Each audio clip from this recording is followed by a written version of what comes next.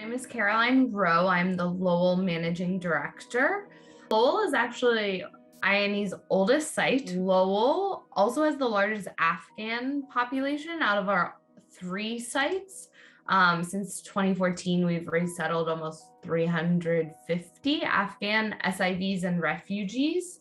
And out of all resettlement agencies or cities in Massachusetts has one of the largest Afghan populations.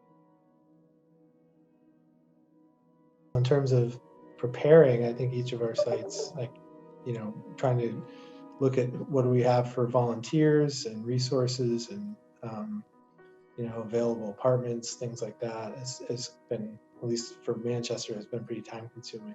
We've had a lot of community support, which is amazing. So we've got a lot of people reaching out, wanting to help, wanting to volunteer. It has been sort of challenging without knowing or without having any families arriving yet to kind of manage all that and try to, make sure that everyone's being heard and that we want to work and partner with people, but we need to kind of let things unfold before we can actually come up with a strategic plan. So we appreciate everyone being really enthusiastic, and that's amazing. And it is great to see the community, showing so much support, and just trying to capture all that information and make sure that we can communicate with everyone.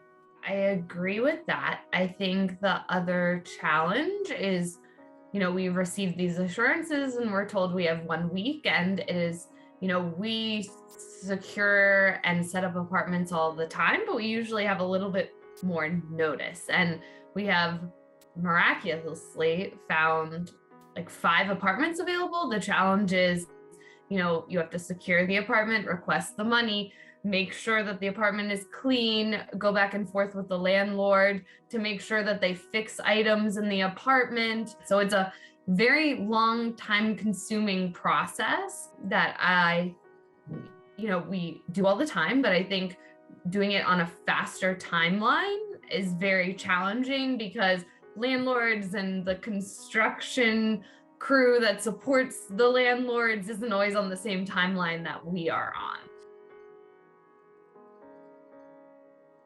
Our challenge is we do have so many volunteers that are really willing to support, but we need volunteers that are willing to go pick up furniture and move them into an apartment, which isn't the most glamorous or exciting job. And it's not necessarily, interacting with a family or really directly supporting, but it is in that you are, setting up the whole apartment for a family before they arrive. And I would just say, property owners who are willing to kind of throw it out there and work with us is really a great need that we need. The more relationships we can make with landlords, the benefit of working with our clients is that our clients come as tenants with case management support. So there is an added value to the landlord because we can communicate if there's any friction between the tenant and the landlord, because they're our clients and we will support them. And we also have a ton of donations, of household good donations. I think gift card donations are always amazing, and they take up less space and will allow the family to go out and directly buy what they need, and our staff to support the family in buying what they need.